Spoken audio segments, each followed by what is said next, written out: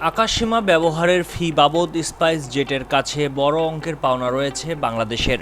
দীর্ঘ সময় তাদের টাকা দেওয়ার পরও সংস্থাটি বকেয়া অর্থ পরিশোধ না করায় বাংলাদেশের আকাশপথ স্পাইস জেটের জন্য বন্ধ করে দেওয়া হয়েছে।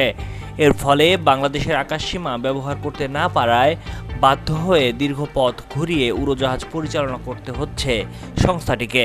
বিশেষ করে কলকাতা থেকে গৌহাটি সহ ভারতের উত্তর পূর্বাঞ্চলীয় শহরগুলোর ফ্লাইটে এই প্রভাব পড়েছে।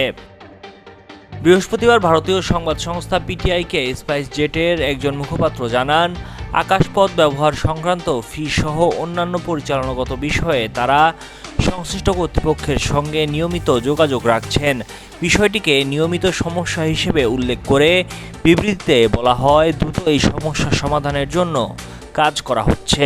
ফ্লাইট পরিচালনায় এর কোনো নেতিবাচক প্রভাব পড়েনি এবং নিয়ম মেনেই নির্ধারিত সূচি অনুযায়ী সকল সেবা দেয়া হচ্ছে।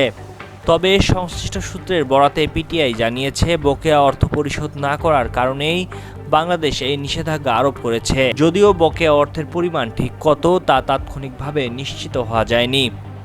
ফ্লাইট ট্র্যাকিং ওয়েবসাইট flightradar24.com এর বৃহস্পতিবারের তথ্য বলছে, কলকাতা থেকে ভারতের উত্তর পূর্বাঞ্চলীয় শহর গৌহাটি ও ইম্ফলের মধ্যে চলাচলকারী স্পাইসজেটের ফ্লাইটগুলো বাংলাদেশের আকাশসীমা এড়িয়ে অনেকটা পথ ঘুরে গন্তব্যে যাচ্ছে। গত সপ্তাহে স্পাইসজেট জানিয়েছিল, গত ডিসেম্বরে শেষ হওয়া প্রান্তিকে তাদের 269 কোটি 27 লাখ রুপি লোকসান হয়েছে। মূলত আনুষঙ্গিক খরচ বৃদ্ধি ও এককালীন কিছু ব্যয়ের কারণেই বড় এই আর্থিক ক্ষতির মুখে পড়েছে এয়ারলাইন্সটি।